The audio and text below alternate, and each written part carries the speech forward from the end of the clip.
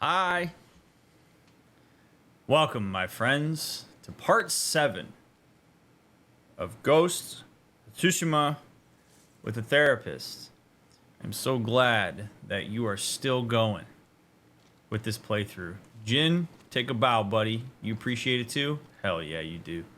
All right. Thank you for spending your time with us. There's a lot of things you could be doing with your life. The fact that you're willing to spend any of that time with me means a great deal. So thanks for all the kind words about the playthrough. Please continue to keep the comments on YouTube spoiler and backseat free. I think it makes a difference when you don't spoil stuff, so thanks for not doing that. And yeah, we'll see what kind of cool stuff we have to talk about today. Leave a thumbs up as always. Leave a comment down below. Your engagement on this series has been amazing, so please keep telling people about it. And let's get more eyeballs on it. All right, Jin. Old buddy, old pal. Where are we going? There are some in Azamo who want to fight back against the Mongols, but they are not samurai. Will only endanger their lives. I would say... Oh, wait a minute. Do we have... Oh, Lady Masako is back at the Golden Temple. All right, let's go there. See what she has to say. Or hate watch. Yeah, right. To all the hate watchers, I don't understand you, but thanks for your engagement, I guess. Alright, let's find Lady Masako. I'm telling you, I saw him. I believe you think you saw him. I'm not lying. Remember when you said you saw that deer with 2 heads? Yes. And it was just a second deer standing behind it. This time is different. He was a samurai. Of course it was.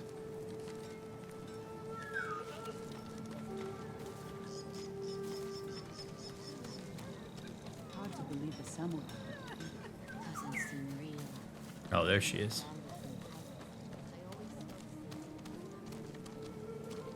Lord Sakai, come quickly. That's what she said. Sorry. Lady Masako, do you have news of your family's killers? On the list we found, Sada was at the top.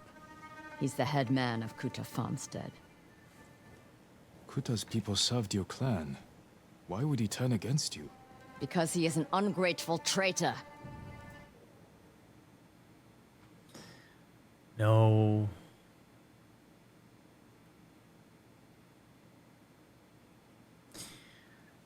I do not accept that answer as a therapist. I mean, it's fine. Jin's gonna accept it, and I get where it's coming from. But we're gonna crack into that right here, because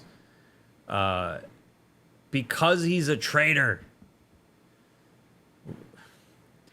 Look, people don't do things unless it makes sense to them to do it. No matter how outlandish you may think somebody's behavior is, I promise you that unless that person is not of sound mind and body, in some way of like they're either inebriated or they're experiencing some really severe psychosis, people, and even under that circumstance, people do things that make sense to them. People don't do things if they can't bring themselves to like understand why. So the reason he betrayed you is not because he's a traitor. That's a value attribution that you've made in hindsight based on the set of behaviors that you saw him engage in. I'm sure he had his reasons. And the reason that it is important for us to understand what those reasons are is because then we better understand our potential enemy. It means that we have something to work with if we're going to engage in any kind of diplomacy, or if we're going to try to actually influence the situation in a way that's meaningful. As soon as we go, traitor, it's over, man. Like, it's another form of objectification. It's now we've made this massive generalization, and anything we see from you is going to filter through the baseline attribution that we've made about you. We no longer seem to be interested in the reason that you did this. In the same way that back when we were talking about Tomoe with Ishikawa, it's important to understand maybe the reasons why she joined the Mongols, even if it was in order to survive, because then we have something to work with when trying to engage with people that we want to have some kind of meaningful engagement with. So you got to be real careful in your life of not just making these overgeneralized value attributions toward people based on like one or two pieces of behavior. Because as soon as you go like, well, his personality is that he's a traitor, you can't trust him, you have lost the empathy that is going to potentially give you a nuanced understanding of that person and a better window through which you can view them and engage with them. My husband appointed Sadao as head man, and he repaid that kindness with bloodshed. I learned he fled Kuta the night my family was murdered. He must have heard you survived. Sadao is a deceitful snake, but his brother, Hachi, is a fool. He just passed by the temple carting food for the refugees. He will make an unscheduled delivery to his brother. And we will be there to catch him.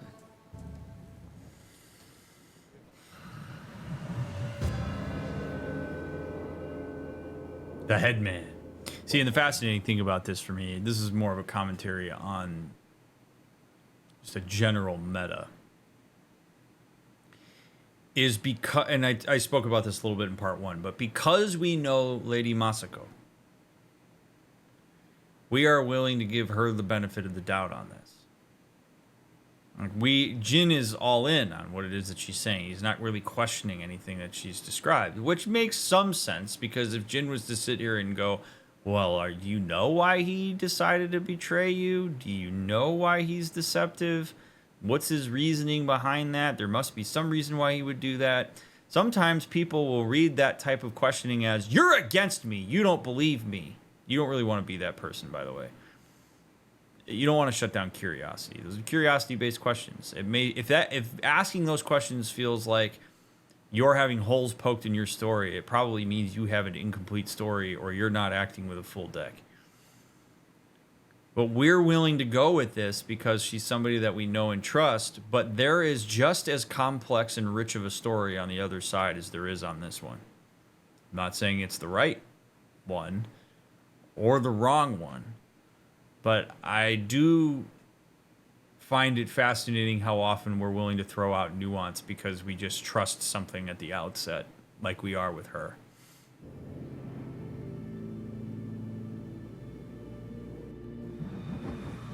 We have to go, or we will lose him. Especially if you're going to involve yourself as a third After party what and stuff happened like at the this. inn, I didn't think you'd visit the temple again. I came to watch for Sadao's brother, and mourn Clan Adachi's dead. Have you given your family a proper funeral? Not while their killers walk free.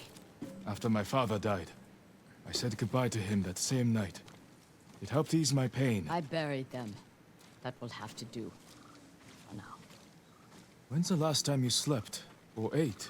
I had some rice and fish yesterday. Even the youngest warrior needs a full belly and a rested sword arm. Are you calling me old, Lord Sakai? I wouldn't dare. My sword arm works just fine. Wow. All right. We're off to a good... Man, these like main missions offer a lot of really good stuff. So, first and foremost, I appreciate what Jin is trying to do in the beginning of that conversation. He's acknowledging that it would be meaningful for her to have some kind of closure event as it relates to the dead, and him using his own experience with his father and saying, I said goodbye that same night. I think what he's trying to do is just connect with the fact that she's wanting to say goodbye and that there would be some meaning derived there, and that's fine. But the thing that Jin, I think, would need to understand more effectively is everybody processes differently. Grief is not a universal language. Well, it's a universal experience, but it's not a universal language.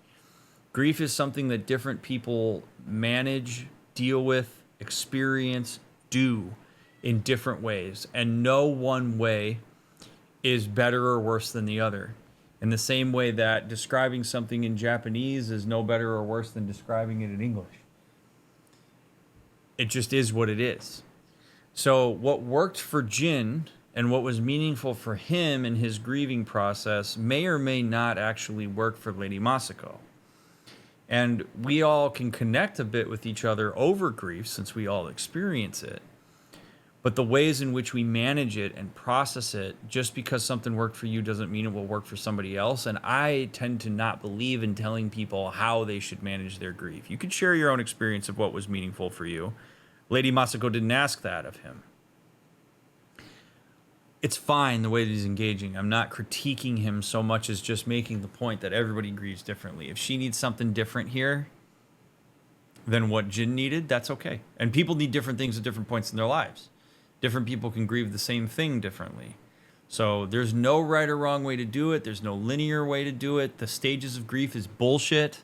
You don't have to go through all the stages in a particular order in order to have fully grieved. It's just not how it works. It's pop psychology nonsense. And I encourage you to watch my Q&A about grief if you're interested in learning more about kind of a deeper conversation in what grief is and how people can manage it effectively. Oh, and then, attending to her eating and whatnot, I actually think that's smart. I think it goes beyond Jin patronizing her. I think that there's very real consequence to whether she has eaten or not. If she has not eaten or slept, it means that she's more likely to be impulsive and she may not be on her game. And if we're about to engage in something that's quite dangerous with people who know what they're doing, Jin needs to know whether the person he's with is of sound mind and body. So I actually do not think it's a bad thing that he asked her about that. If for no other reason than he gets a bit of an idea of who he's about to manage this moment with. I do like that she was playful in her response to him, though. There's a nice rapport between the two of them.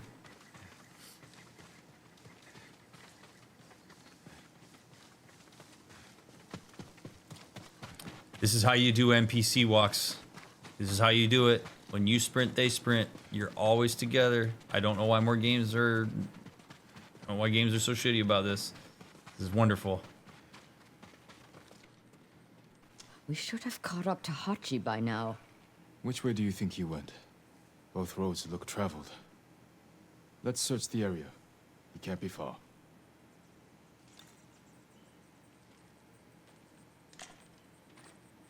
Search for Hachi.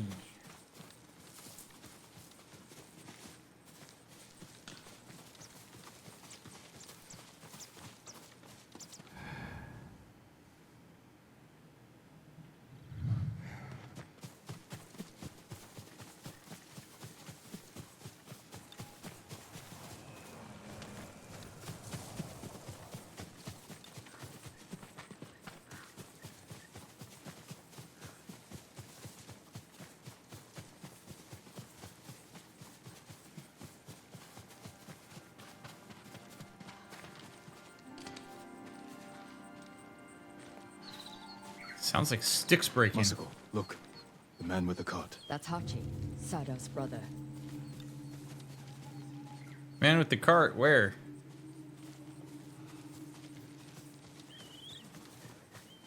Oh, there he is. And we will follow. Close, but out of sight. Dun.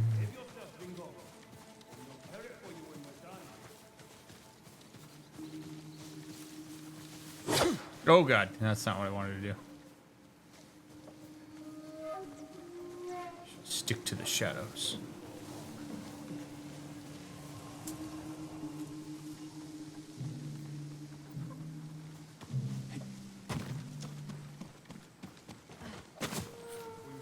Mongols, my old friend. You're on your own.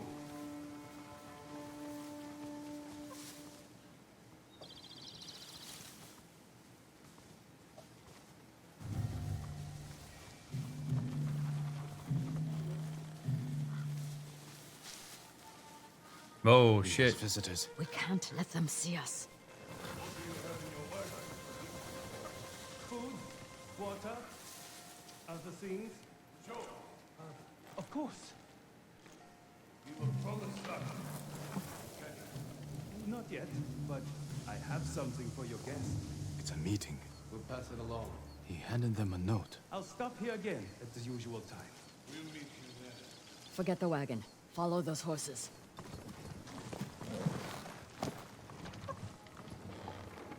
Oh, shoot. Not all is as it seems. That man is an idiot. The headman's brother. Still an idiot. But he has good sake. Today over here is a note. That note is more important than your life. If we fail to deliver, the headman will kill us. So those are famine. From a bad family. He's cousin to bandits. Remember the riots that erupted? When Kuta farmstead was short on rice? Yes. Who do you think hired the bandits that slaughtered the protesters? Headman Sadao. Coward. I knew it. Aye. So next time you think of the headman, remember the Kuta massacre.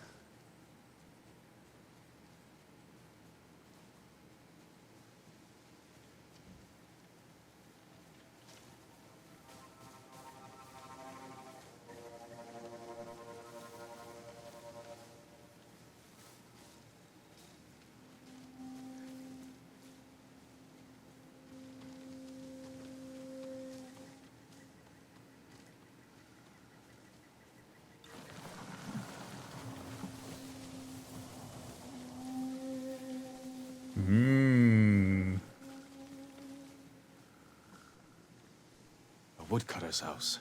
Guarded by bandits. Sadao's cousins. He must be hiding there, We don't know that. but we will soon find out. And now we kill the people that we swore to protect. I have the high ground, Anakin.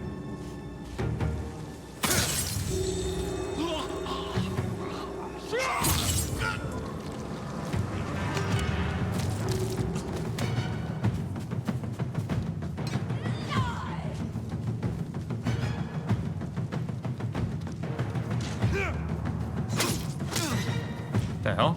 Why is... Okay.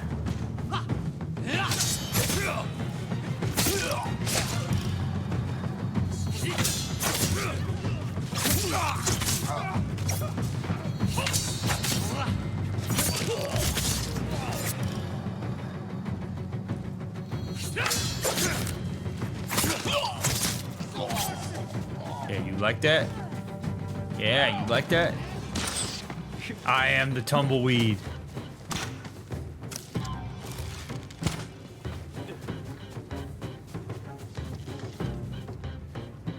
Oh wow, I got him. Get down! You're gonna die!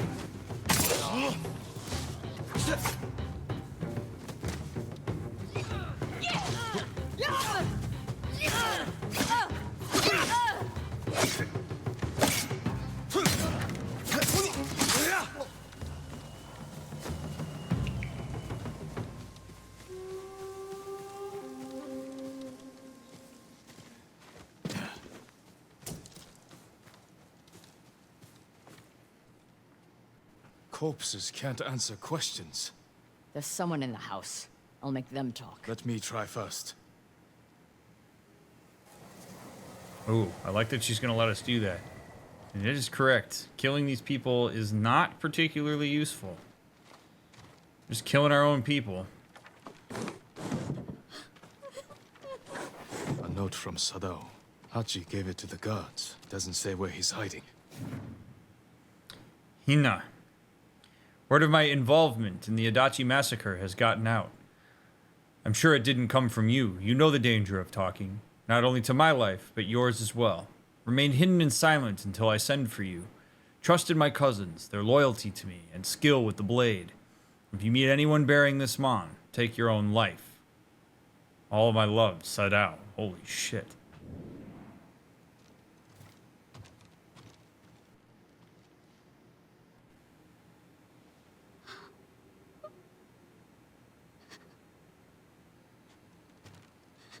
I'm not going to hurt you. My name is Sakai. Who are you? Hina, Sadao's wife. My husband is innocent. The Mongols killed your family. Where is he? I don't know. You're lying. She'll help us. And she can't stay here. I'll take her to my estate.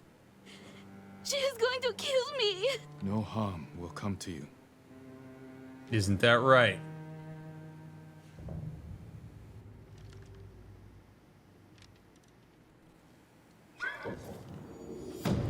Boy, you know, for being a people that are all about emotional containment, we sure aren't seeing a lot of emotional containment. You know, like what? It's like it's all veneer. Like, oh yeah, you know, we gotta make sure that we're super chill and we're diplomatic and we are not driven by our emotions. But that's for you, not for me. Like, Masako is ready to just end that woman's life because of her affiliation with Sadao. And it's like, hold on a second. I realize that you believe that death to the people who killed your family, and apparently to the people who are loosely associated with the people who may or may not have killed your family, because she just told us that the Mongols did it. What are we doing? That's the very antithesis of what it is that we've learned.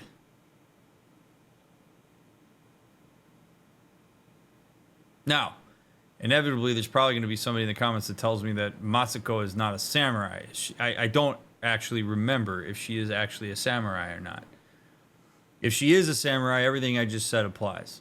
If she's not a samurai, then it's a little more understandable, in which case then Jin being more of the controller of the situation is ideal, where he's like, hey, we're going to chill out here for a second. We're not going to kill you. We can get information from you, and that's what we're going to do. We're going to keep you safe. We're going to get info. We're going to get more info on this.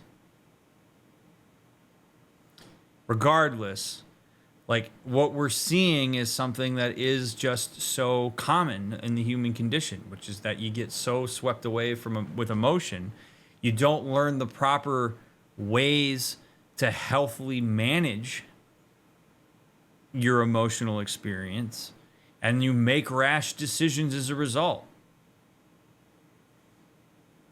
I was emotional is not a good excuse. I just slaughtered an entire farmstead of bandits in my effort to get more information, and possibly get information if you kill them all. Like, she's on a freaking warpath right now. So Jin keeping her a bit in check here is good. I think he's doing so not just because he believes the need to get information, but I would believe that maybe it's out of protection of his people, because she's just slaughtering whoever she can because she's mad.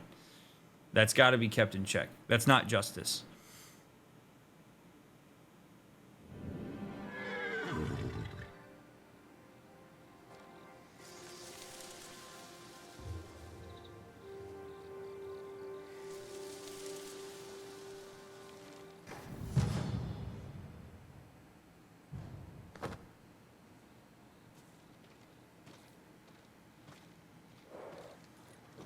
All right.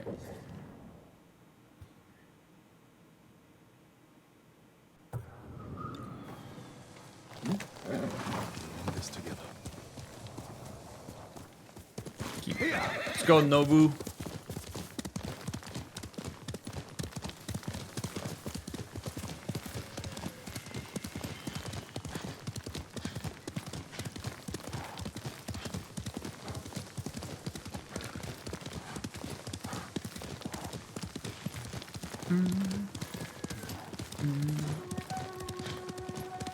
Who will fight? What's up, Mongols?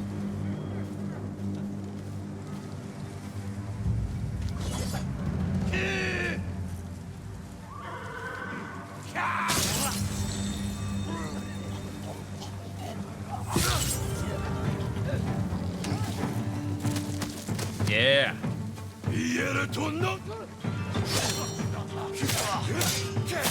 Oh shit. Okay. I don't think I've fought a two-sword guys before.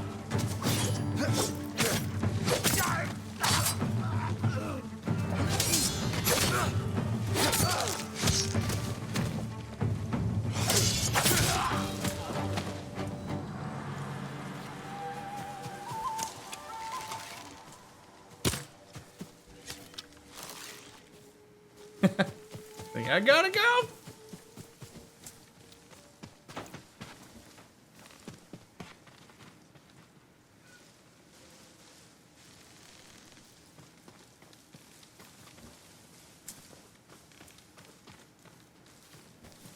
All right.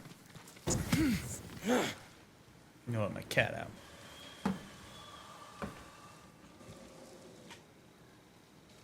Trying to get out.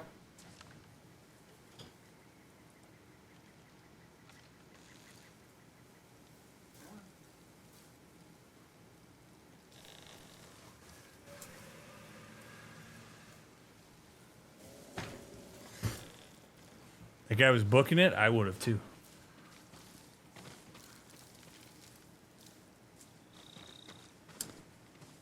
Why do you think individuals are often quick and willing to place blame on the spouse of those who did them wrong, even if they have no connection to whatever happens? Oh, affiliation. And I think probably some general sense that if you're a spouse, you can support the decisions of your spouse. It's just a proxy. Like, that's the thing, right? Is like, she's not actually mad at all those bandits. She just sees them as a proxy for the person that she doesn't have access to right now. And I mean, the same way that you could make the argument that when you kill soldiers in war, you're really just killing them as a proxy for the leadership that's put them in a position to fight you. Like, Khan's the guy that we're going after here, but because we can't kill him, we kill every Mongol in our way. It's the same deal. So it's just association.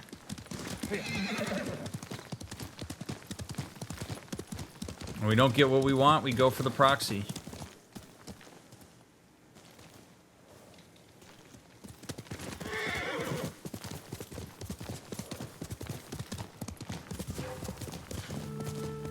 Someone there? Let's go. Who will face me first?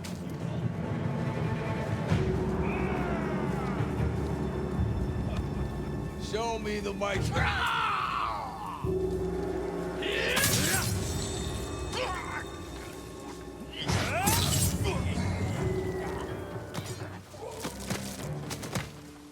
I've never lost a fight.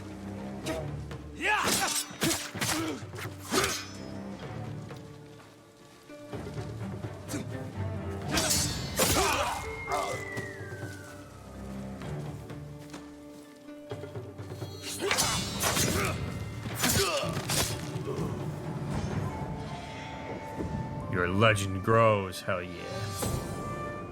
The unyielding wind. Maximum resolve increased. Maximum health increased. Yeah.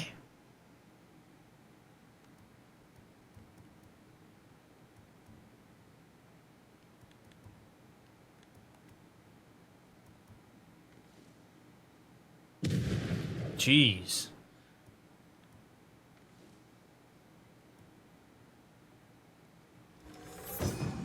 Gods will investigate odd sounds. These chimes can be a distraction or lure.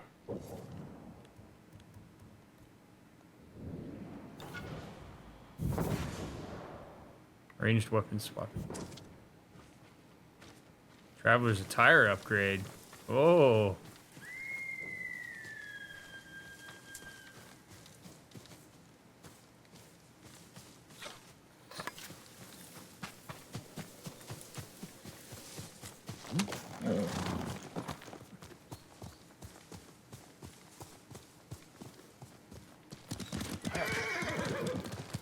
All right.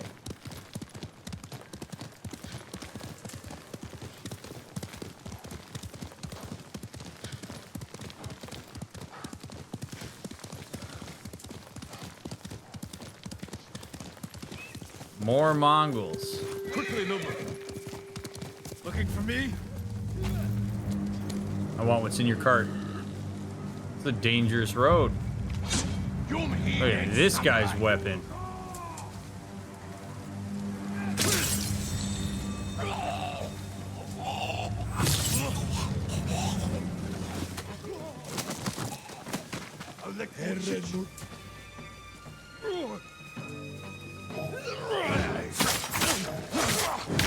Oh, damn it. I always go for the one extra slash there. Whoa. Why didn't that work? Oh, I have to push.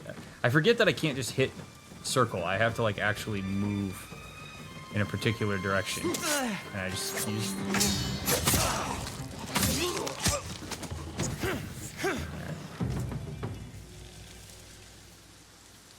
What did I just collect?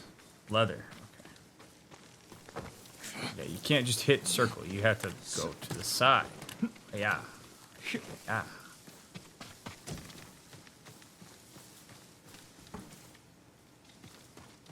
Alright, Nobu, where you at?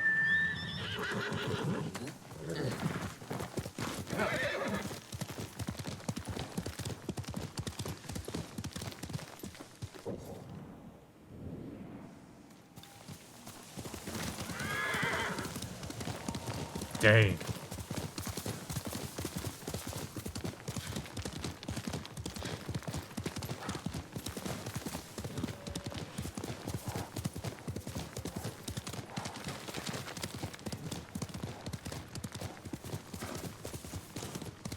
Are you cowards? You guys doing hanging out at this graveyard?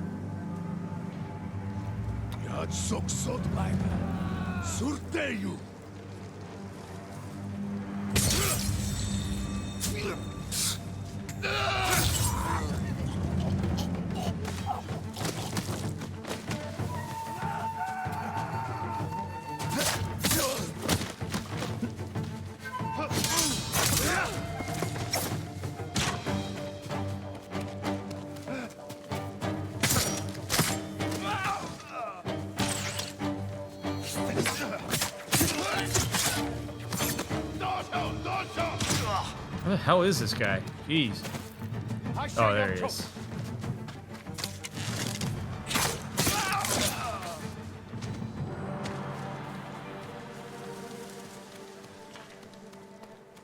Pretty sure I already got the cricket that was in this spot.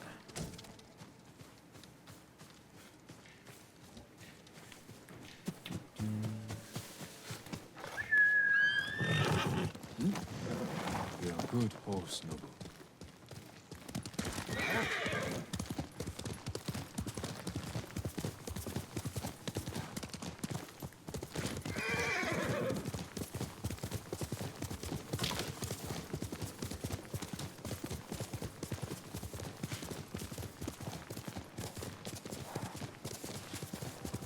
Why not?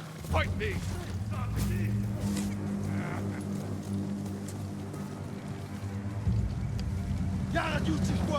Nice haircut, bro.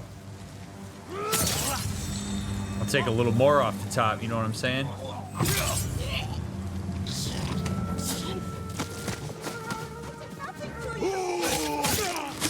Love how that guy died because he chose to cheer there.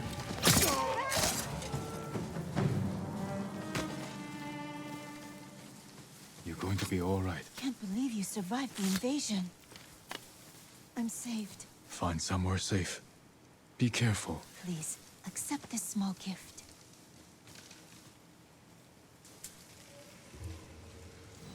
Thank you.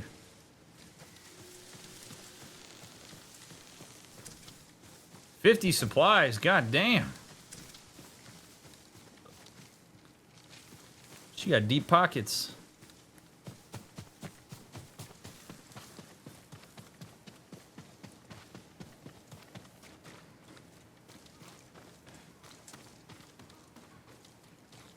Lord Sakai. Lady Masako, has the traitor's wife told you where he's hiding? Every time I ask, she starts crying and won't look at me. Can you blame her? I'm starting to.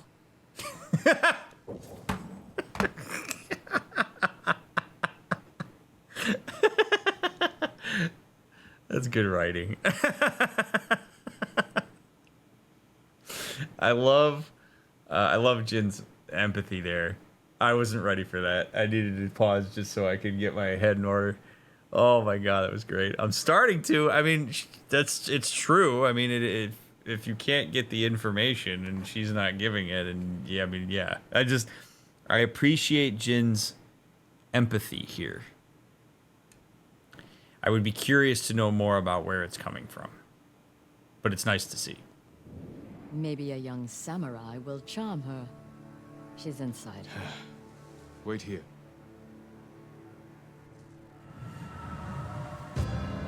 The husband.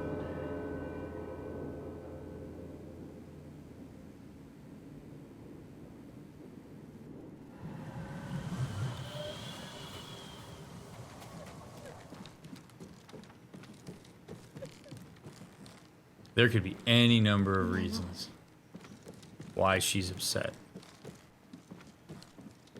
And it's important for us to figure out what those reasons are instead of, where is the door for this place? Oh, goddamn.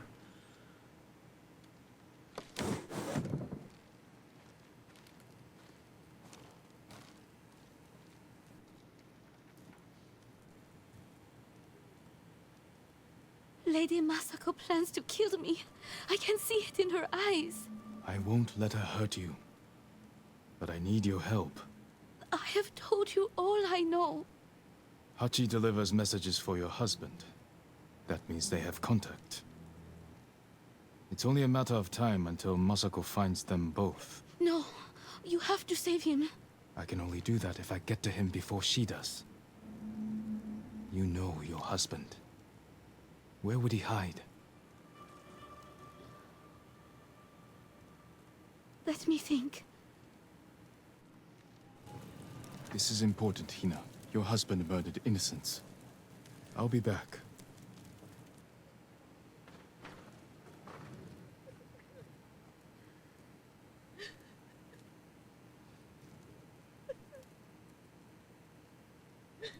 This whole thing's a mess for her.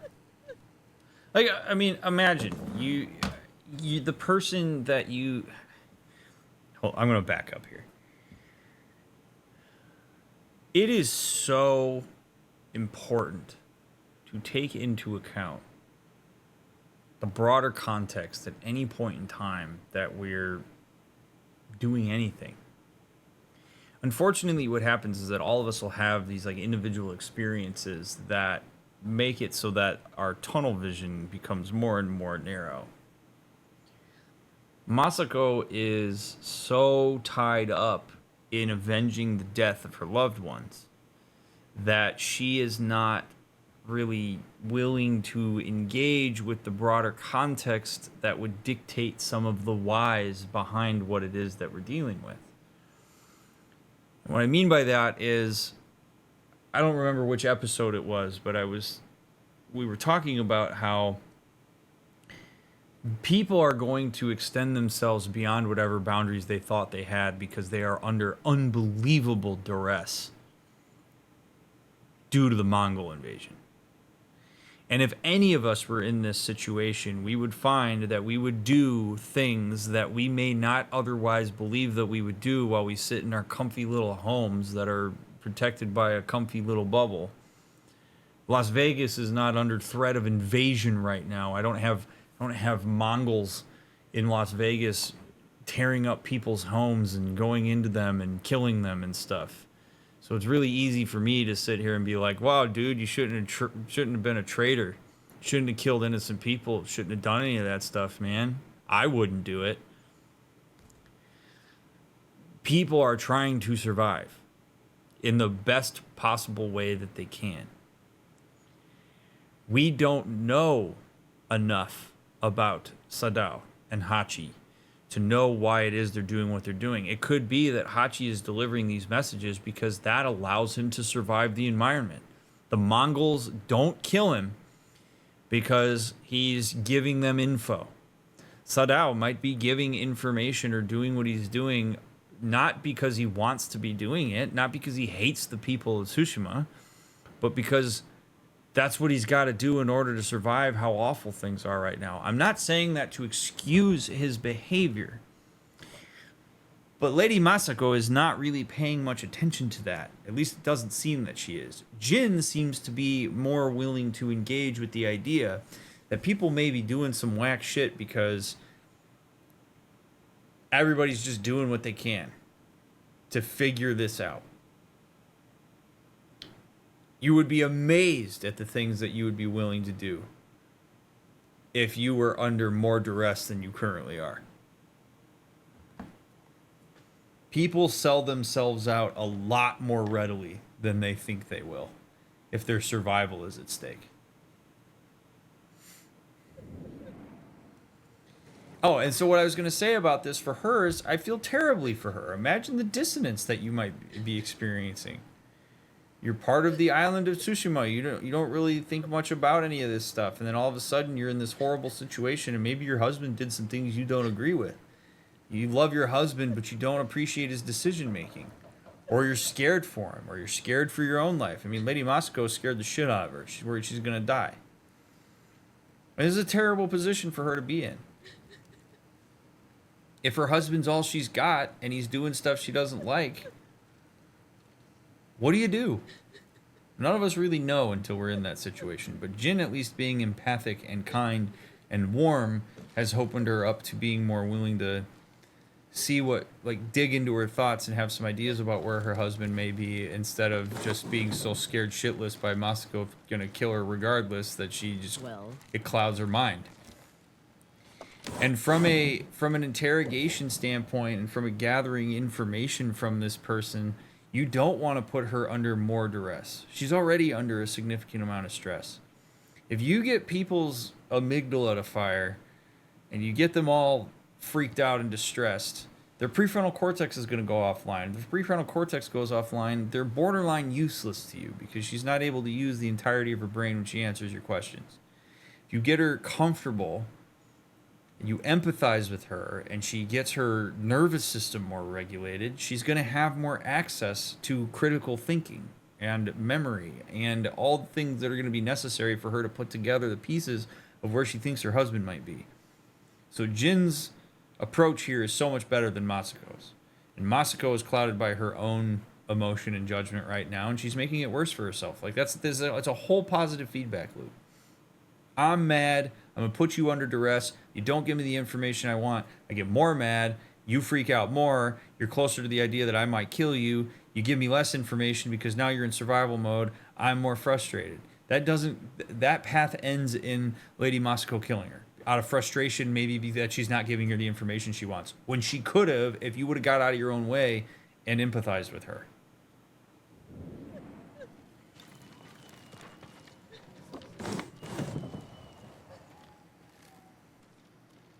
I'm giving her time to think about where he might be. What did you offer her?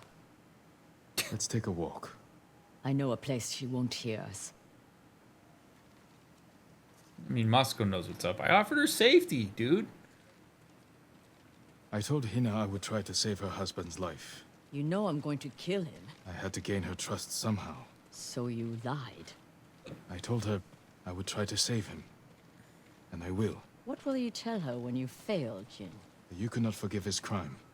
And that I would not stand between you and justice. Everywhere I look here. Oh.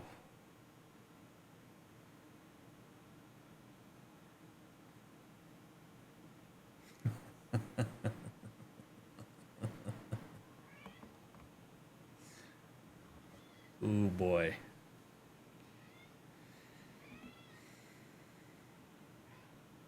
This isn't easy. Okay, this isn't easy. I'm not going to pretend like, Jin's not in a really difficult situation here, but ooh. I think the most important thing that we're seeing here is social hierarchy in play. So, in the same way that I prioritize Mr. Jiro over almost anybody except for my wife, Jin is privileging Lady Masako a member of a samurai family over a constituent. That when push comes to shove, the way that he's orchestrated it is such that he knows that Lady Masako will do a thing that goes against what he just told this woman he would do, and that he would not stand in the way of justice, which means that he was already incredibly biased when he engaged with her and told her that he would try to save her husband. And Masako pointing out that he lied, I think, is fair. I mean, he could have said to her, I'm not going to promise that your husband's going to make it out of this, but I can promise that you will if you give me the info, and let her make that decision. But it does feel a bit gross. Now, at the end of the day, Sadao's wife is not going to know any different. Because if Jin said, I'll try to save him, and he doesn't, and he lets it go, and nobody's around to hear it or see it, he can spin the story in a way that she won't necessarily be any worse for wear beyond the fact that she hears that her husband died. And then you get into some moral gray area there. If a tree falls in a forest, nobody hears it. Does it matter? Certainly a mark against his honor. Certainly not in the spirit of necessarily protecting the people around him. But it's a really difficult situation. But it's constrained. Like, the thing that I think is most important here is that this entire process here is constrained by Masako. Because Masako has made the decision that if she comes across Sadao, she's going to kill him. She is unwavering in that. She hasn't said, I might, or I'll see it as an option, or we'll put him through due process, or whatever. She's essentially said, like, no, we find him, he's dead. And that is a really harsh, rigid boundary that we've now decided that we're going to work around. Jin's like, well, I know you're going to do that. So he essentially said what he said to that woman in bad faith, knowing that that's the case. Or Jin says, if you kill Sadao, I kill you. Which he could say. You know, it's complicated. Like, but we're operating on the idea that, like, Masako has made up her mind and that's it. I see only the night my family died. That her family's more important than anybody else's. When my father died, I didn't go home for a long time. An empty house falls apart quickly. This isn't my home anymore. It's where my family was slaughtered. Little hands, still holding toys. My sister's gold sash wrapped around her butchered body. I can't protect anyone. I can only avenge them. It's not going to give you what you want. It's just not. That's personalization. We've been talking about this throughout the playthrough. It's another example. I couldn't protect them. So in some ways it's my fault. And so I need to make good on that by avenging them. That's a choice she's making.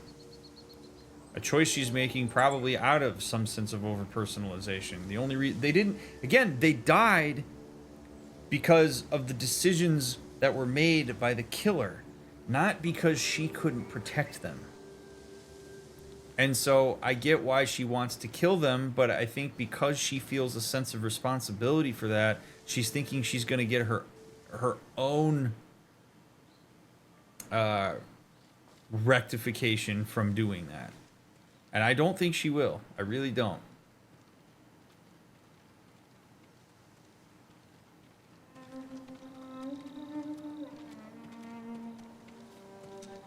And it is a good point that, like, Jin is privileging Masako here because she is an assistant to what his needs are, which is to save his uncle. But again, we're privileging the samurai. We're privileging the leadership over the people of the island. I mean, there's no such thing as fairness in the world, but it's there. There should be music. What? My grandchildren would make songs with me here. to celebrate the changing of the seasons. I will never hear them play again.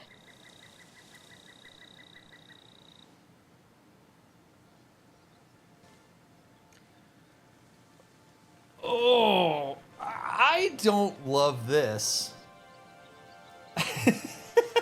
This is not a decision I would make. She's like reflecting on how she won't hear music from her family, and Jin pulls out his flute and he's like, oh yeah, I'm really not prepared. But how about I play the flute? Oh man.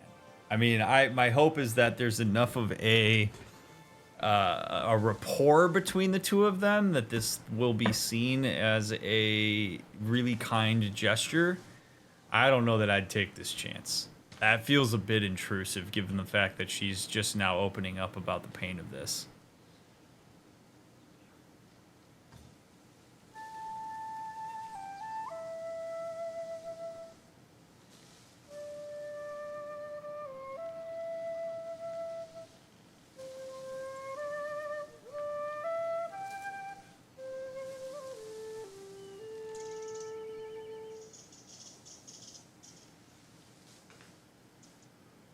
Thank you.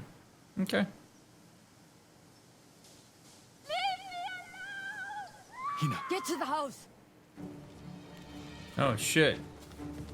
Such a nice moment. Ruined. Again, it's fine. I'm glad she liked it. I wouldn't have done that. But that doesn't mean that I'm right.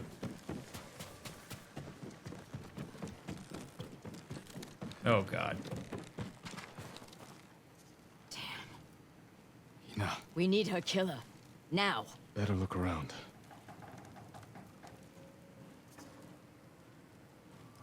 Well, feel free to kill Sadao with reckless He must have abandon left now. a trail. I'm off the hook. Jeez. This way. Terrible, man. She's like locked in a house. Somebody comes. I mean, that means somebody tracked us.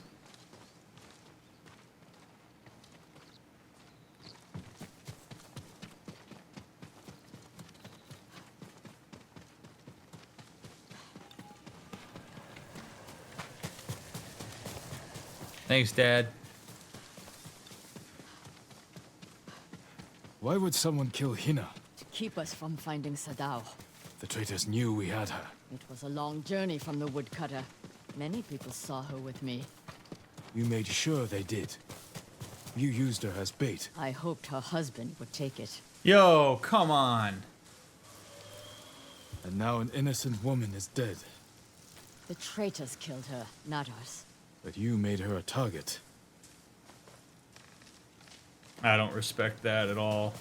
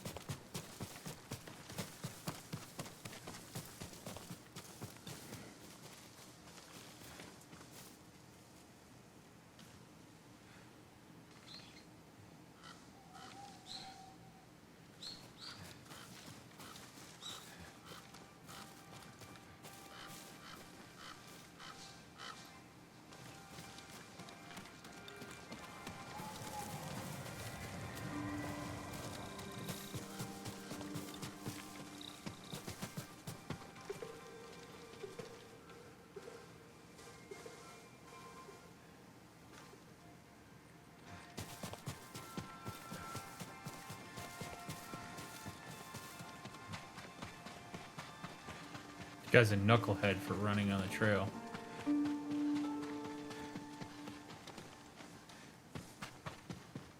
Only one set of tracks. Whoever the killer is, they're alone. With Hina gone, we need them alive. Yeah, we need them alive. Holy shit. Looking for me? Help!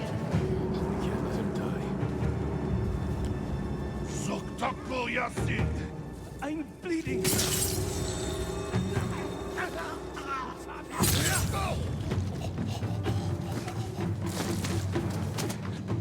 Cut too deep. I don't want to die like this.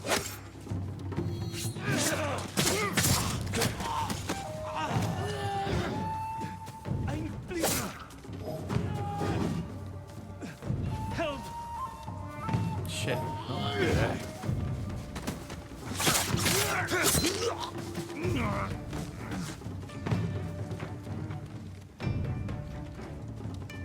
Enemies nearby. Oh.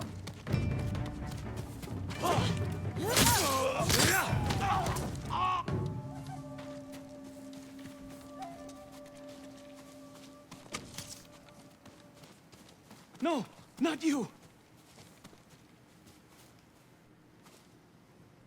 Hachi, Sadao's brother.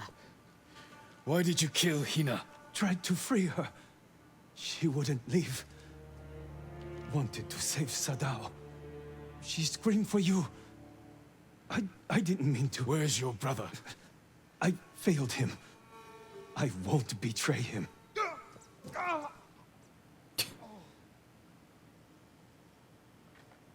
You can't die! Tell me where he is! He's gone.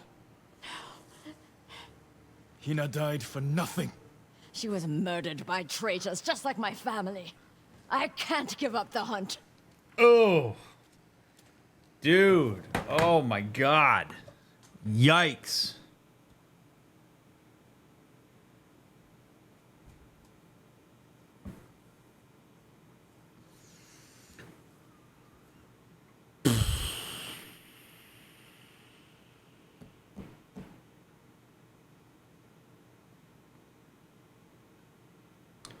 There is so much pain here. So much pain.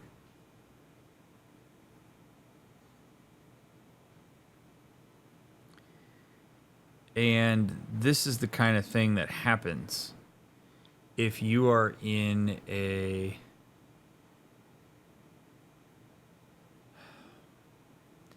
I don't know, in a culture, in a system, micro, meso, and macro, where attending it to your experience is not something that is encouraged as readily.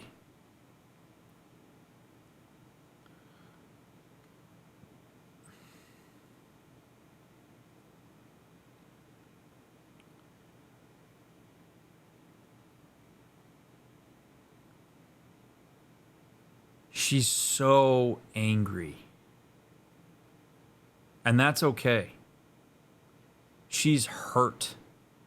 That's okay. She is in the process of having to manage a new reality that she never asked for.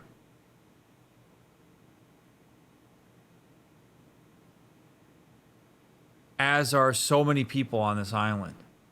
This is the tragedy of the entire thing. This is the depth of this. Everybody on this island is experiencing bullshit because the Mongols decided to show up and invade.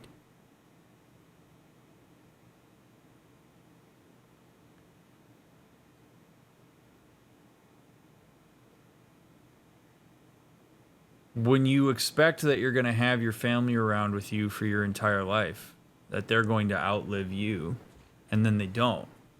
It's a profoundly painful experience. No parent should ever have to lose a child, especially in a way that you're not expecting, or in a way that's like violent and needless.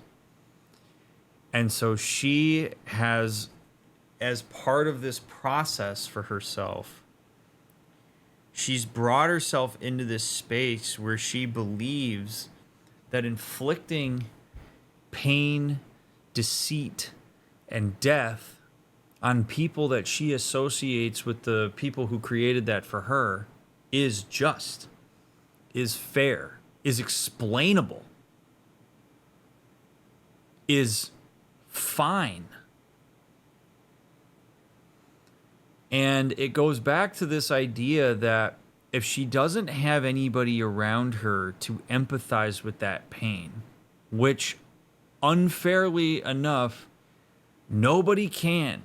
People can get close. You need a really close approximation for the empathy around this, but not a single person on this island can fully understand and appreciate the pain that she's going through, even if they themselves have lost loved ones to the hands of the Mongols or of the bandits or whomever.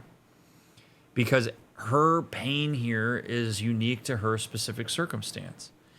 And if you want that connection, and if you want something that is not possible, which would be for your family to return, the next closest way to getting empathy and understanding for that is to try to put people in the same position.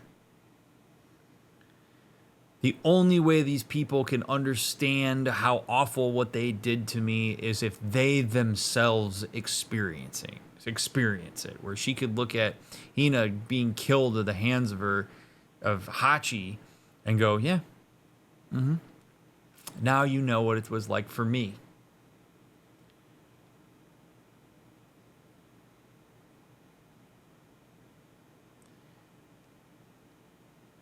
She's making some real nasty decisions with her own pain as the justification for doing so. This is what unhealthy grief looks like. And that is something that I do not speak about lightly, because I generally, when we talk about grief as what are the healthy ways to do it. We say everybody grieves in their own way, yada, yada. You try not to place any judgment on people's grief, but there are harmful ways to do it. This is one of them. Going on a warpath and trying to cause pain to the people around you as a way to try to salve your own pain, that's not okay. Bringing other people down in your grief, destroying their lives, it's not going to make you feel better, and all it does is cause more and more needless destruction. I don't know that Masako is somebody that I want to have with me anymore. Somebody who's going to... She's just... I look at her and I'm like, you're too compromised. A lot of the people we've come across... Ishikawa, compromised. Masako, compromised. Why? Emotion. Unchecked emotion. That's being channeled into poor judgment. And it all, just to bring it all back, it all ties back to the collective trauma that everybody's experiencing. Everybody had their expectations violated. Everybody's trying to pick up the pieces on this. Everybody is acting like they're out trying to protect everybody else, but they're kind of doing that, but they're also acting in self-interest. Masako is acting in self-interest here. Ishikawa was acting in self-interest. Jin is acting in self-interest. Jin's only trying to protect... He's trying to protect his uncle with the idea that his uncle is somebody who can help the island and reunite everybody and fight off the Mongols. But he has personal stake. And that's okay, by the way. We all do this. There is no such thing as pure altruism. Nobody does something purely for the benefit of other people. You always will do things that you get something out of. People don't act against their own best interests willingly. Almost ever. So there's a lot of work to do with like everybody on this island. It's a mess. To catch up on a couple of the questions that are relevant here in chat, when I say meso system, and what does that mean? So if you talk about like the biopsychosocial model, or the ecological model of systems, your microsystem is your immediate systemic context. So people that are immediately around you, where you're presently located. And then the macro system is like society, your general environment, like you're talking about like school, work, community, etc. The mesosystem is the interaction between those two things. A way in which your micro system influences the macro, and the way in which the macro influences the micro. So that's what I mean when I say that.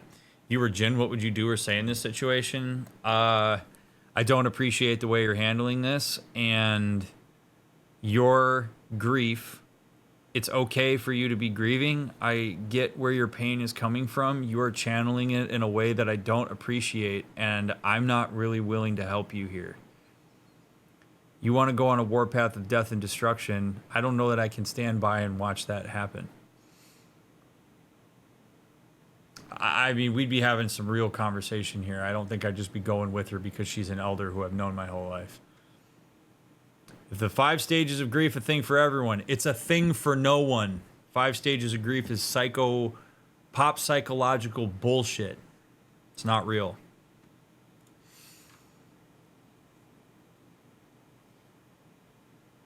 Can you diagnose Jin? No, I can't diagnose anything, any fictional characters. It is reckless for me to do so. There's really no point in me doing it either. Carried messages for his brother. Maybe he had one. What did you find? A map belonging to Hachi, brother of Sadao, headman of Kuta farmstead. Detailed supply routes Hachi traveled. A map of supply routes. He delivered food to survivor camps. Maybe Sadao is hiding at one. Go to the nearest camp and talk to the monk in charge. He might know what the map reveals. What about you?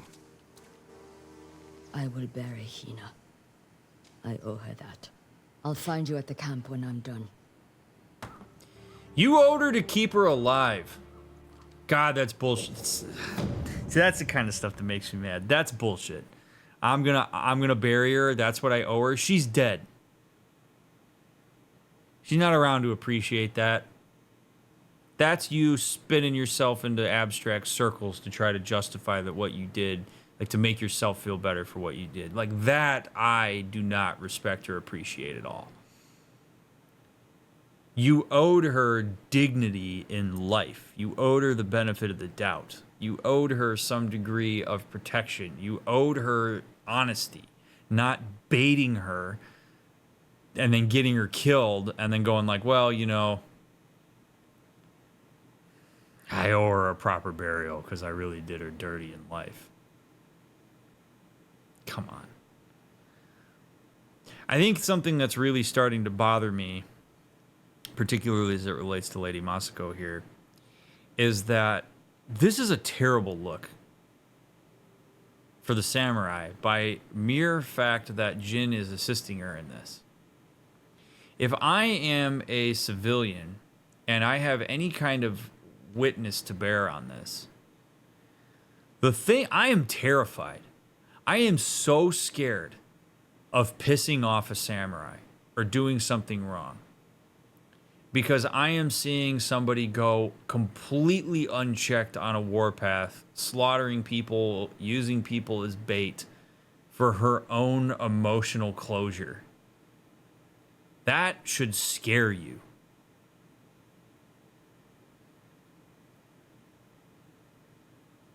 In the same way that so many people are, I mean, again, I use the samurai are essentially the police.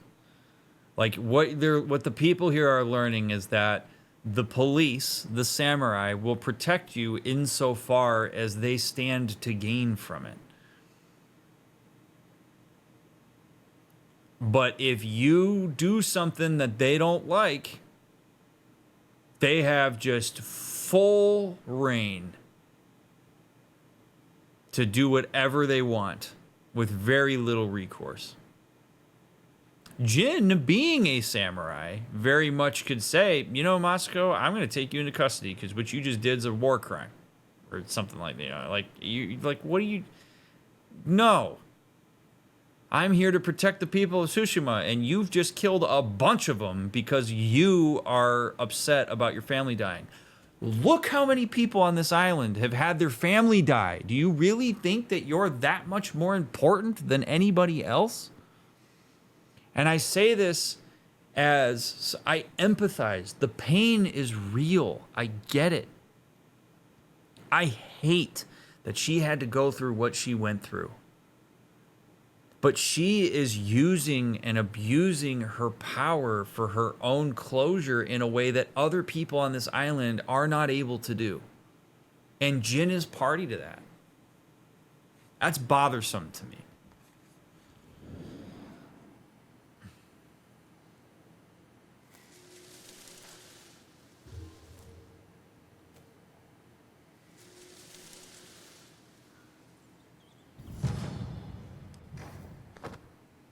Could that be a confession of wrongdoing, though? She knows she screwed up? Her confession of wrongdoing does nothing for me. I mean, it very well could be, but like, duh, you did something wrong.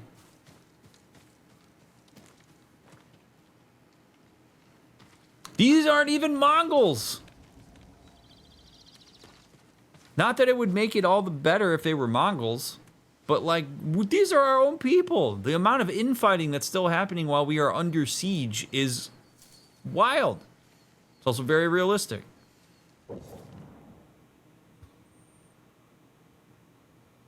God damn.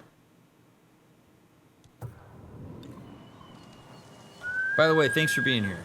I appreciate that any of you care at all about what I have to say about this game. I hope my thoughts are interesting enough. And I appreciate your presence, so thanks for taking the time to hang out and engage with my content. I realize there's probably context to this that I'll learn later on that'll give us more of an understanding of what it is that we're engaging with, but I'm working with what I got. So do continue to keep chat and comments spoiler free, please. I don't claim to be right. It's just my perspective on things. I do appreciate that not all the protagonists in this game are good people. Look, it's like I said, everybody does what they do for a reason. Lady Masako is doing all of this for a reason. It doesn't make the impact of it any better. You know, like she's really not being as thoughtful as she could be, and it's because she's so swept away by her emotion. This is what happens if you do not live in a system that supports people's emotional experience, people's pain, anger. I'm right here. It's okay to experience these things, friend. This will make for a grand story.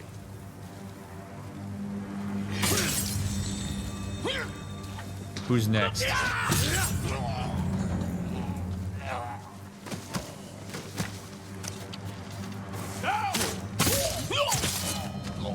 Oh, I was really hoping. Oh, you can't really kick him off the cliff. All right.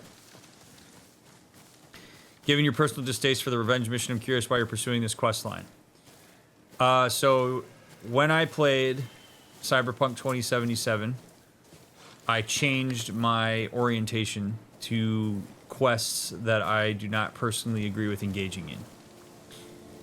I will do them now because there is content that I can pull and things that I can discuss in doing them. So, like, my opposition to involving myself in certain things would mean significantly hamstringing myself with playing the game to its fullest. So, yeah, I would not help Masako here, although I will say that one reason why it feels more okay for me to continue being involved in this is because I'm actually worried that Masako is going to cause more death and destruction. And so if there's a way for me to limit that by involving myself in keeping her in check, I do think that I would be doing a service to the people of Tsushima by doing that. So there's a little bit of a headcanon there around that.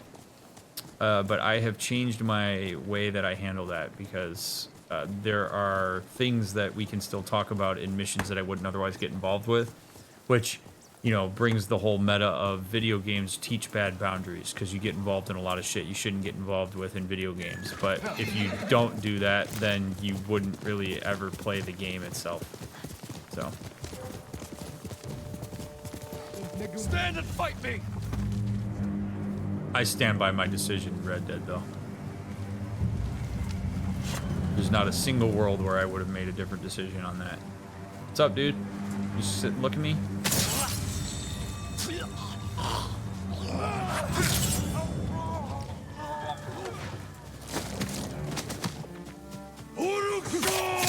I love these guys that cheer. It's great.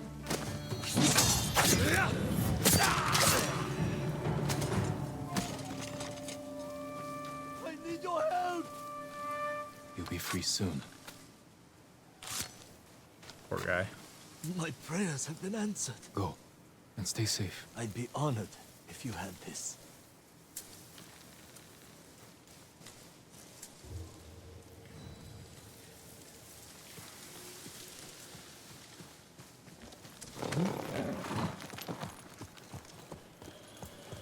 Oh, that's not. Oh, this is your horse. Here, sir.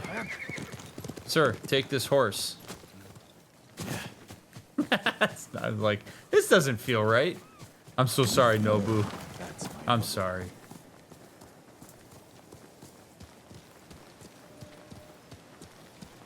Masako said to find the monk in charge of this camp.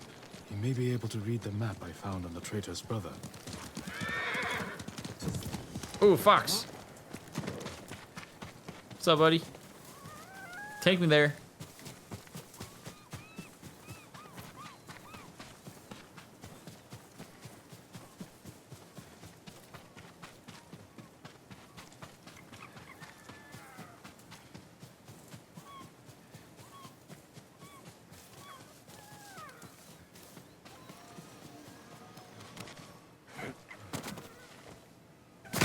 Oh. Just broke my ankle for that fox.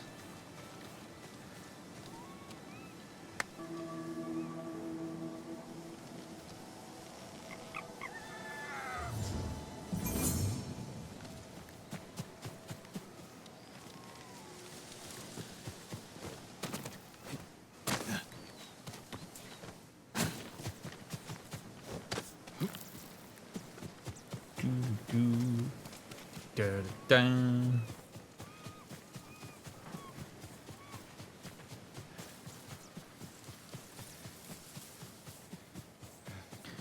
Run through these fields all night.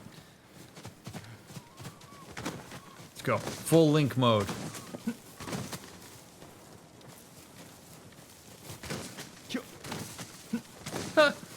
Yeah. Yeah.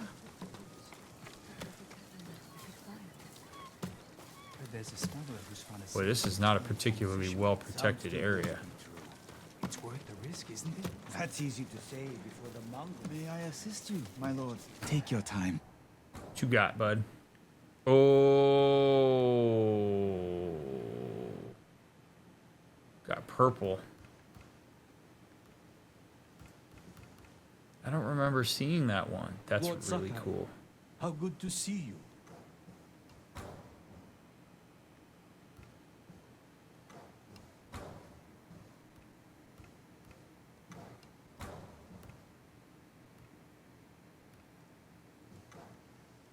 I'll see you again. Go with Kami's I'm protection. happy to offer my services. Ranged capacity upgrades. Arrows. Predator hide. Arrow capacity 12. I'm not really worried about that. Trapper is no good to May me. your hunt be I want to Trade is do difficult armor. in these times, my lord. Toku, I hope you somehow find this. It was so chaotic when the Mongols came. I felt you grip my wrist and then nothing. I searched and searched, but you were gone. I believe you're still alive and that I'll see you again. Father is taking us to Kuta farm to search for safe passage off Tsushima. If you read this, hurry to us as fast as you can. Uh-oh, something tells me that's not going to work out well. Lord Sakai, I think I saw Lady Masako riding for the beach at Komoda. Her husband died there. And her sons. I hear Mongols still hold the beach. I worry for her safety. I worry more for what she'll do to them. But you're right. I shouldn't leave her alone.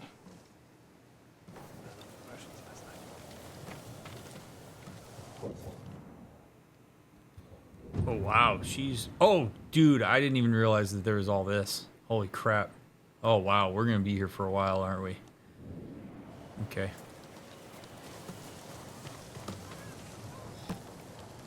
Junshi, I should have expected to find you here. How may I serve you, my lord? Do you know these lands well?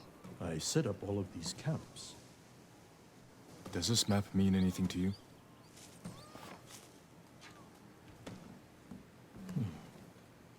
We give these to our wagon drivers who deliver food. They mark where the camps are so no one gets missed. Is that blood? Do you see anything that isn't one of your camps? I hear rumors of our own people killing each other in Ariake. Traitors are preying on innocent people. They murdered the women and children of Clan Adachi. You can help bring them to justice.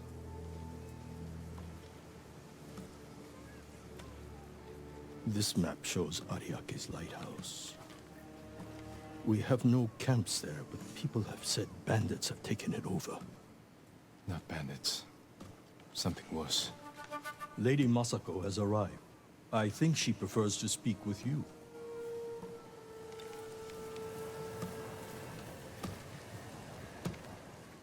What have you learned? The headman of Kuta village might be at the lighthouse. Clan Adachi built that for Ariake. This traitor has no shame. Sadao has men protecting him. There's no way they won't see us coming. Good. I want to give that traitor just enough time to fear what's coming. Let's go.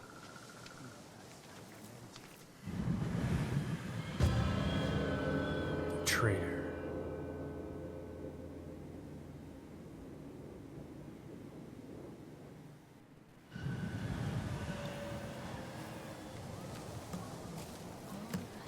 I want to learn more about why he did what he did. Whoa, buddy, careful.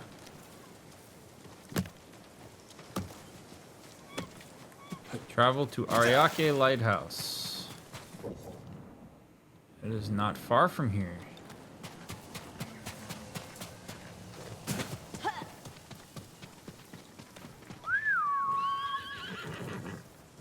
Why would Sadao betray you? I accused him of stealing rice, starving our people to turn a profit. You think he caused the rice shortages that hit Kuta? I could never prove it, but it was such a disaster. I knew he was trying to hide something. Bad men are good at hiding their true natures. Well, it's becoming increasingly hard for me to give her the benefit of the doubt. I suspected something, but I could never prove it. I mean, I understand that that is certainly a plausible thing, but also you seem to operate on hunches pretty frequently. It just doesn't sound like it just... Guards outside. The coward is hiding at the top. Sadao! I've come for your head! Face me!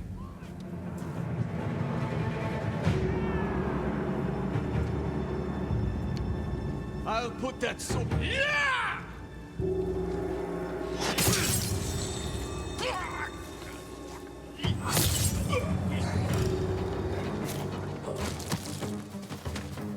You're no demon, just a man like the rest of them.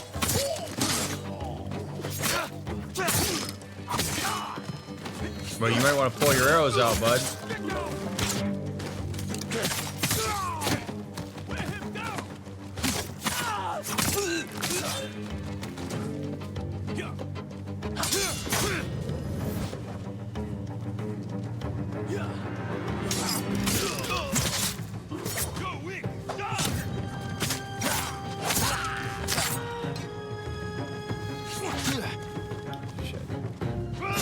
Oh, shit.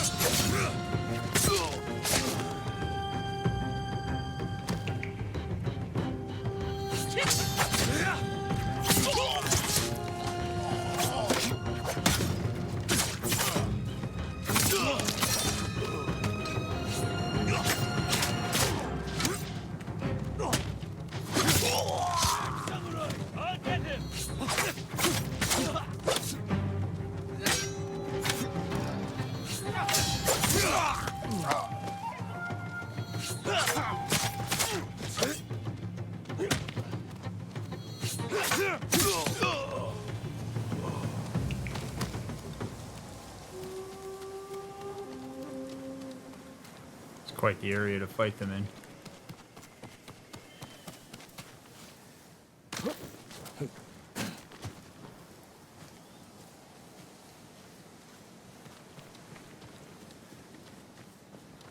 Oh boy, she just bolted in while I handled with the guards. You killed Hina! My brother! They died because of you. You should have died with your family! I wish I had. Ah! Damn you.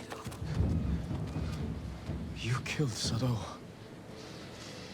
You knew that was gonna happen, Jin. Masako. He helped kill everyone I loved. And for what? To satisfy his pathetic hatred? Ooh! Pot calling the kettle black there! Ooh, that doesn't really land particularly well. You killed everybody he loved because of your own hatred. What a wild wheel we turned. When the Mongols defeated the samurai, I wanted to die with them. I threw myself into a battle I knew I couldn't win. It was easier. How do you survive? I remember that I have people to protect, and the dead to avenge.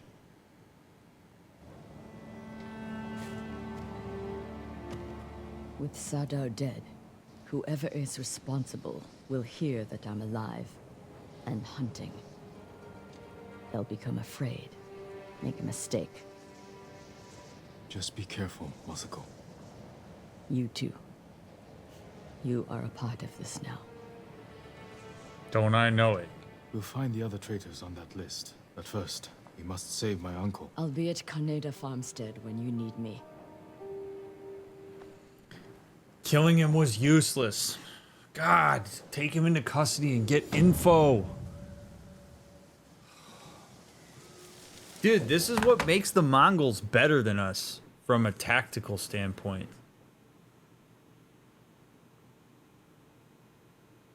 We're making no effort to understand our enemy. We just want to kill him. We just want to avenge their death. Just kill him. Avenge them. That's your point. Like, if we took the time to question these people, engage with them, figure them out, we would do so much better.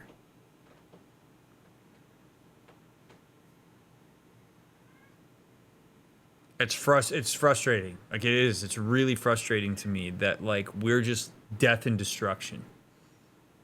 Shoot first and then don't ask questions later because they're dead. I want to strike fear in the hearts of the other traitors. Like, okay, we could have learned more about them and maybe figured out how to stop the whole thing. Figure out why people are why are people turning on each other here? What is the reason? It's a reason that is good enough for them to turn on their own people. Is there something that we ostensibly could do about that to ensure that they feel more taken care of by us and want to stay? Like, I think about it. I mean, I think part of where this comes from is, like, I think about this as a business owner. It's like if I had a employee workforce of 40 people that were working for my practice and 10 of them leave in a stretch of 6 months. If I was just like, hey, you know what? Those traitors, we're going to go steal their licenses and blackball them from ever being therapists again. Like, I'd be going like, wait, what's going on with me? Why is my practice somewhere that people don't want to stay? Why is this system that I'm embedded in failing these people such that they're deciding that they need to leave rather than stick around and fight for each other and fight for the context that they're in? Like, the lack of self-reflection around this as people who hold power in this system is very frustrating. And this is just going to instill fear in more people. I said, like, don't piss off a samurai, whether directly or inadvertently, because if you do, they're coming after your whole family and won't even give you a chance to explain yourself.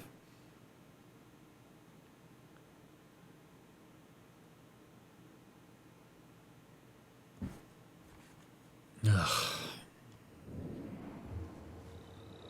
Frustrating.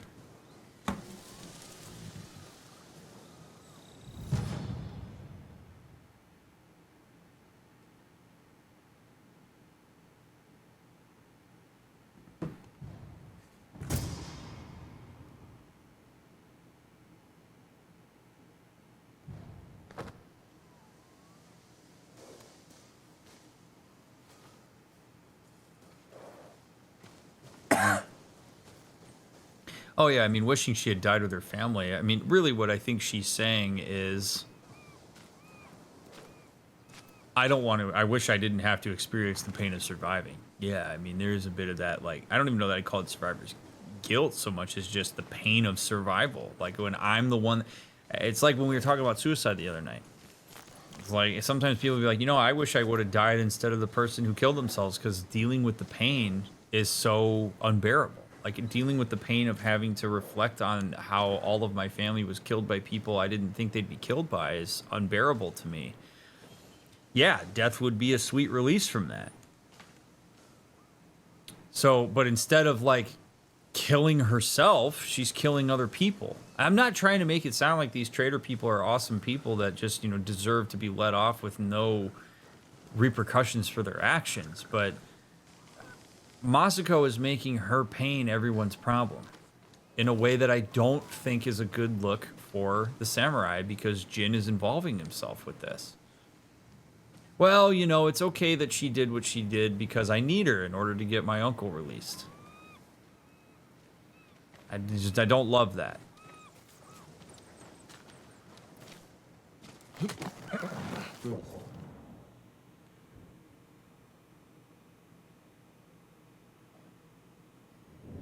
Nobu. Also, it says Ariake Lighthouse not complete.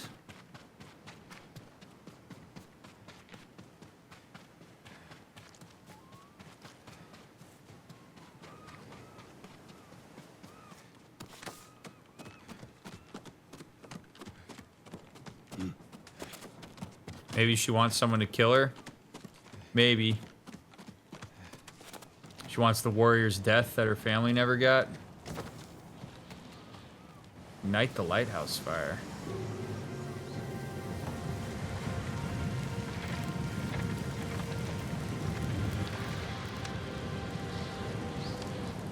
We're over here, Mongols.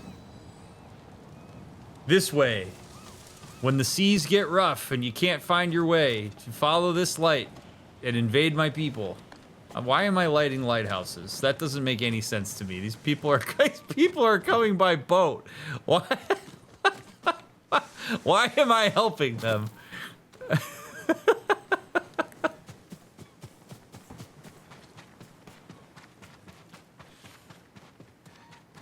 Oh God. Gondor calls for aid. Yeah, yeah. Maybe they'll see it in China. The Chinese will come help us out. God. Be right back. I'm gonna tuck my wife into bed.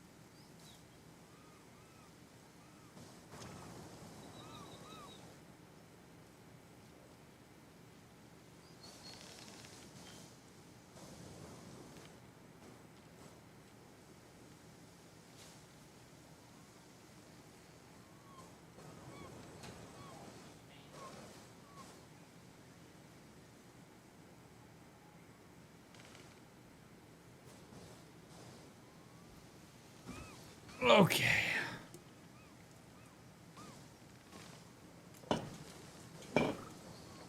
All right.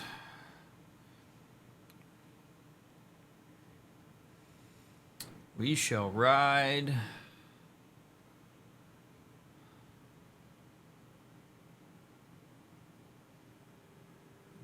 would like to go. I mean, we've had a lot of Masako today. So many quests.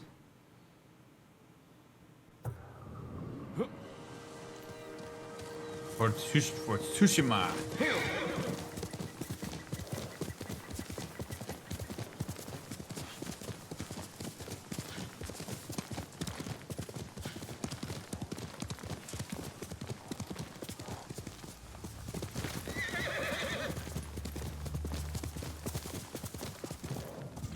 Stand and fight me!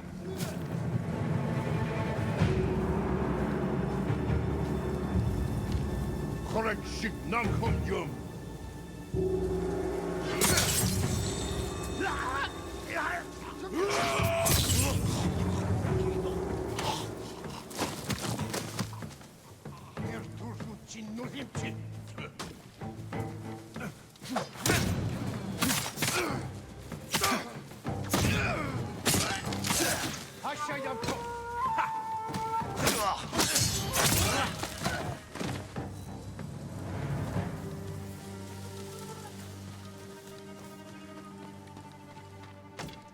Boy, we just kill these bandits with reckless abandon.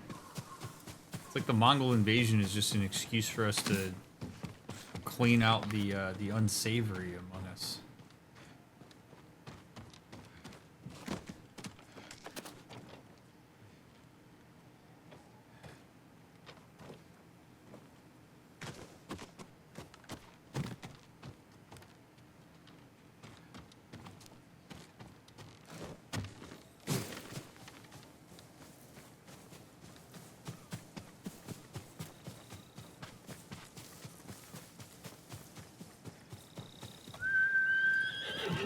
You deserve the best, boy.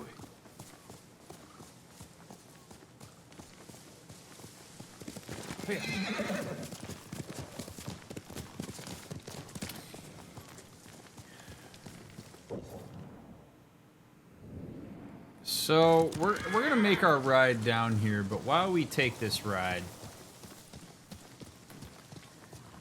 I am going to talk about something that I think applies not just to Masako, but really to anybody who is dealing with the pain of something unfair or traumatic that happened to you.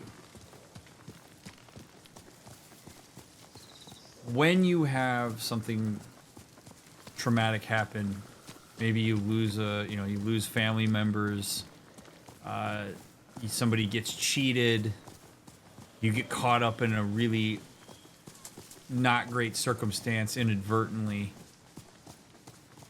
One of the things that can be most traumatic for humans in those scenarios is the loss of control. And at times, people will believe that the best way to manage that experience, the best way to process it, to get through it, to have it not all be for nothing, is that you're supposed to do something about it. And so this is where things like revenge, vengeance, all of this comes from, is the idea that if something bad happens to you, you should do something about it. You should report it. You should avenge that. You should engage in some sort of ritual or whatever it is. Humans have this tendency to default down to the idea that something must be done. And what you will often find, and I say this as a therapist who helps people navigate the emotion of these types of scenarios, is that sometimes doing something is not the right call. Sometimes doing something will not bring you the closure, the relief, the reprieve that you want.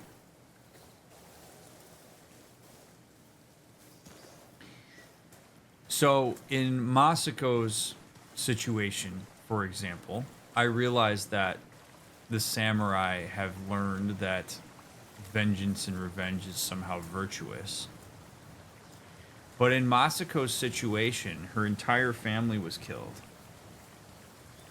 And she immediately channels that into, I need to do something about it. I need to avenge the killers. I need to make good on my family. I need to bury them properly, etc., etc. When in reality, maybe she didn't need to do anything at all. Maybe the thing that she needed to do was sit with the pain and then ask herself, like, what does this mean for me? What does this say about me that I am experiencing so much pain in this? Is it because these relationships matter to me? Yes. Is it because I had a role? Yes. Is it because I had purpose? Yes. Did it prevent me from feeling a sense of isolation because I had meaningful connection? Yes. Sometimes it just has to be looked at as a very unfair bullshit thing that happened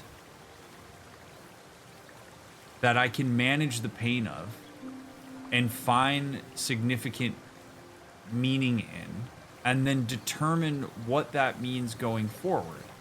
And sometimes that means what you do is nothing. You do what that, or you do what the guy at that homestead who lost his wife and child does, which is, I'm going to dedicate my life to figuring out how to assist the people of Tsushima. I'm going to try to figure out how to volunteer in a space where people don't have to have this happen again. I'm going to use my power and influence as somebody who's affiliated with the samurai to protect other people on this island from having the same experience that I did. I can't change the fact that this happened to me, but I can maybe prevent it from happening to others. The idea that all of this gets better because she went and killed all the people that killed her family, for her, maybe that carries meaning.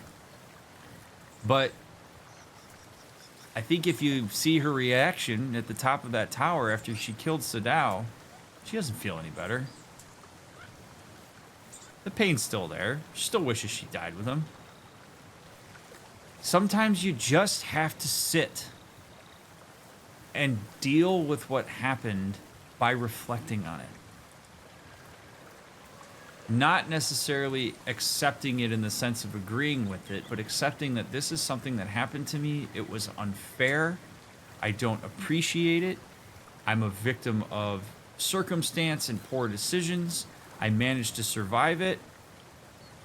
What am I going to choose in response that brings myself health, longevity, and maybe is also supportive of the other people in my life that I care about in my community?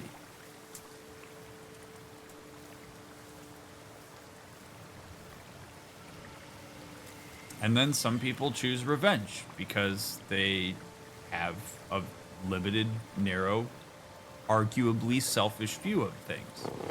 And I don't mean selfish in a bad way per se. I just mean that, like, for some, it's like, yeah, no, that's the right decision for me. That's what I'm gonna do. And if that's what Masako wants to do, I'm not saying that she can't go do that. I'm saying that Jin being party to it and assisting her in that is not a good look for the samurai. It's not a good look if you want the people who you are supposedly trying to protect to see you as somebody who will protect you. So, TLDR, sometimes the best thing that you can do when something shitty happens is nothing. And work your way through what this is going to mean for you going forward. Reflect on the impact that it has on you. And mindfully attend to yourself rather than reacting. And I think with that said, I'm going to end us here. We will continue our journey in part 8. Heavy stuff, man. I love the complexity of this game. This stuff's not presented in black and white. and that makes for good content. So thanks so much for taking the time to watch. I'm grateful for your support of this playthrough, however many parts it may be. I hope that you stick around for all of them. If you watch all the ads, thanks for doing that. I realize not everybody does that, and I totally get it, but please leave a thumbs up. Leave a comment down below. I'd love to hear your thoughts on anything that I've said or anything that you saw in this episode. I do just ask that you please not spoil anything, so if there's more info that I'm going to get later on, please don't include that in your comments. Let me find it on my own. But seriously, your engagement around this is awesome. If you've been here live with me, thanks so much for hanging out with me while I play this and engaging with me in chat. And if you're watching this as it comes out, thanks for that. If you're watching it years in the future, I appreciate that you're coming back to this. If you're binging, I'll see you in the next episode. If you're waiting for the next one to come out, get it out as soon as we can. I appreciate you. You matter. And I'll see you in the next one.